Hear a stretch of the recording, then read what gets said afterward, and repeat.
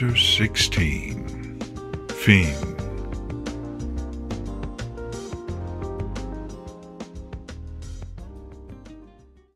Mortar gasped as sweat covered his face. He looked up at the daunting task ahead of him. His chest heaved as he leaned on the body next to him. "Come on, Mortar, you're halfway there," Silver replied as Mortar leaned on her. "But," Mortar wheezed. "But what?" Silver replied. "It's a whole nother flight of stairs," Mortar whined. Giving one last gasp, he fell to his haunches, panting. Silver smiled gently as she sat next to Mortar. Opening her saddlebag, she grabbed a bottle of water and offered it to him. "Thank you," Mortar quickly replied as he grabbed the bottle. Opening it with his teeth, he quickly drank the entire thing. "I really needed that," he said as his breathing slowed. "Of course," Silver replied. Silver looked over at Mortar and smiled. It had been a couple of months, but Mortar was finally cleared to leave after his rehab. His mane had grown back, and his gray coat hid most of his scars. Although he walked with a limp and looked out of shape, he was healthy. More importantly, he could walk on his own, albeit slowly. It took them the entire afternoon to walk from the hospital to his apartment. He had to stop often for breaks, but he was walking nonetheless. Silver continued to smile as she gently leaned on Mortar. Mortar's ears perked as his tail twitched, a blush growing on his face. "Silver, what are you doing?" Mortar blurted out. He knew Silver loved him, but she rarely showed it in public places. It was only when she knew they were alone that she would open up. "Resting," she replied as she closed her eyes. "That, and I am happy that you are finally out of that place. There were always too many ponies around for my liking." "Well, I'm glad to be out of there, too. The food was getting disgusting," Mortar chuckled. The two continued to sit there, resting and enjoying each other's company. After a couple of minutes, Silver finally got up. Putting her saddlebags back on, she nudged Mortar with a hoof. "Come on, let's go. It's getting late. Just one more flight of stairs, and we can make it to your apartment," Silver said. "Can't I just sleep here?" Mortar asked, pouting. "Like I would allow such a thing," Silver retorted, raising her chin. Mortar gave out a loud sigh, slowly getting up. Gulping as he looked at the task ahead, he raised his right forehoof. "Journey of 1,000 miles begins with a single step, right?" "Indeed it does. But that does not mean you have to go alone," Silver added, as she smiled at Mortar. "What would I do without you?" Mortar chuckled. "Apparently sleep on a dirty staircase out in the open," Silver replied, nudging him.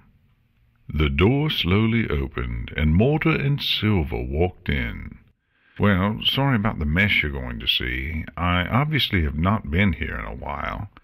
There's going to be dust everywhere," Mortar said as he fumbled around for the light switch. "Here it is." Mortar gasped as the lights flickered on. He expected a dusty and run-down apartment, but instead his apartment looked like it was brand new. "How did this happen?" Mortar asked as his jaw dropped. "Oh, that," Silver replied as she dropped her bags down on a table. "While you were in the hospital, I took care of your place. I did not want to give you work, especially when you came back." "But how did you get in? I always lock my apartment when I leave it," Mortar replied as he looked around. He wiped his hoof on a couch and then inspected it. "It's simple. I took your keys when no pony was looking and made a copy of them.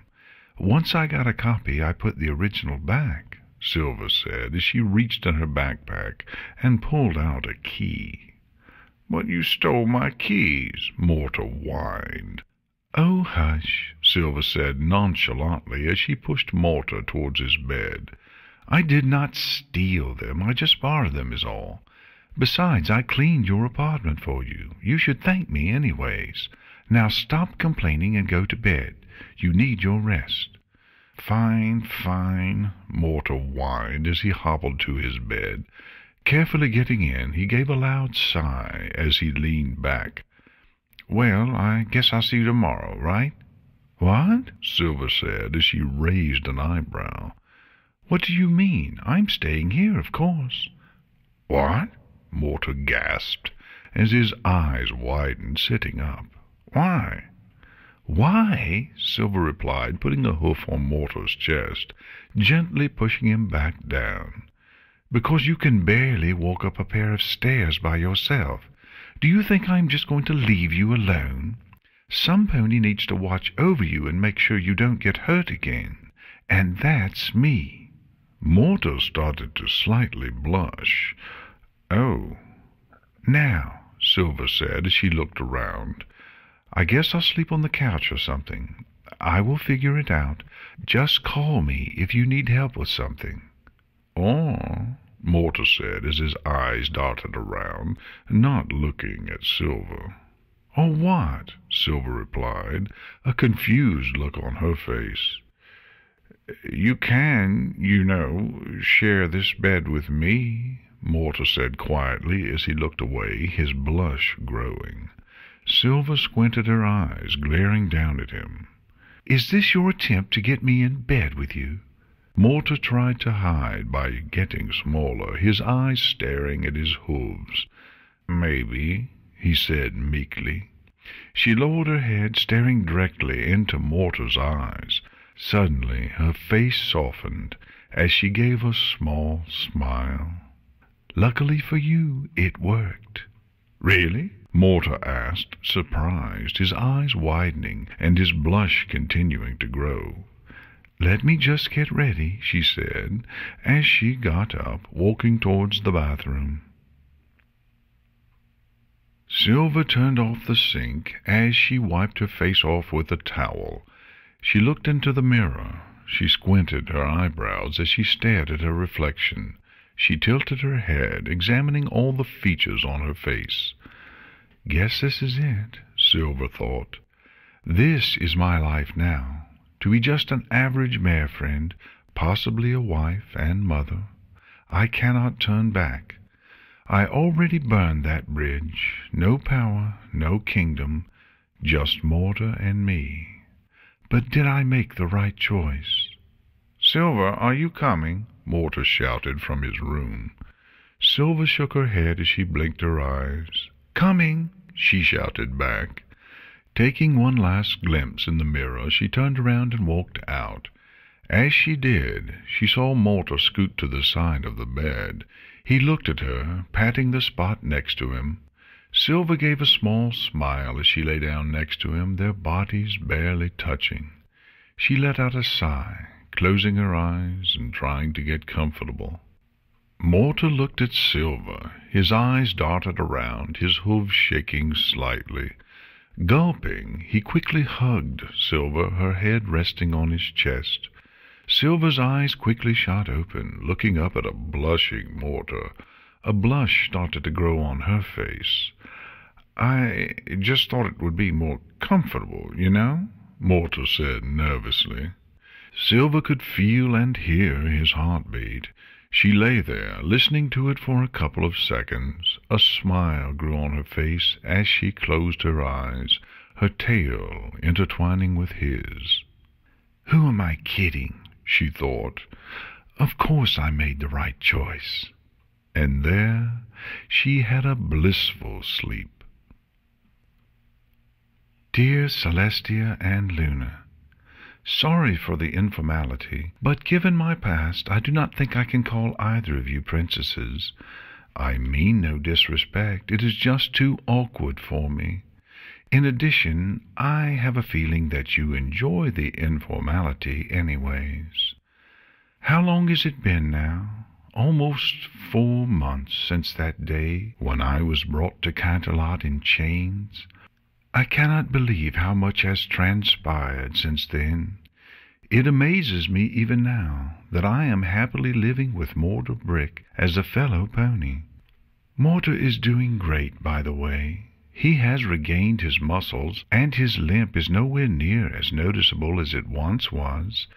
He's even started to think about work again, though I warned him that he had better not work in any high places. I will literally nail him to the ground if I have to. I have no regrets for the choices I made. Every day it is a joy to wake up knowing that Morta is right beside me in our bed. I took your suggestion, and starting now, I will write letters to you two periodically. Now, even though you suggested it, I bet you are surprised that I actually took you up on your offer.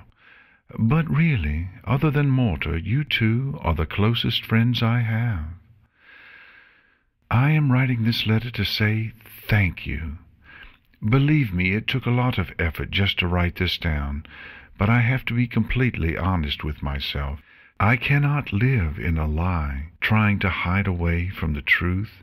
So thank you for going against my wishes and sparing my life. Thank you for giving me not only another chance at life, but also a wonderful life. I cannot imagine a future without Morta.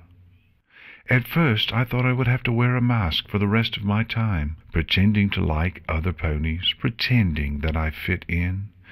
But to my surprise, I do not have to do that anymore. I've made other friends, ponies that I actually like. While I know there are a few out there who infuriate me, the majority of them are pleasant folk. I am actually enjoying the company of others.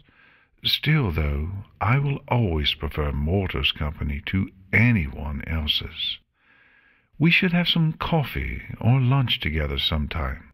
I think you two will be amazed at how Morta looks now. Your friend, now and forever, Silver Skip.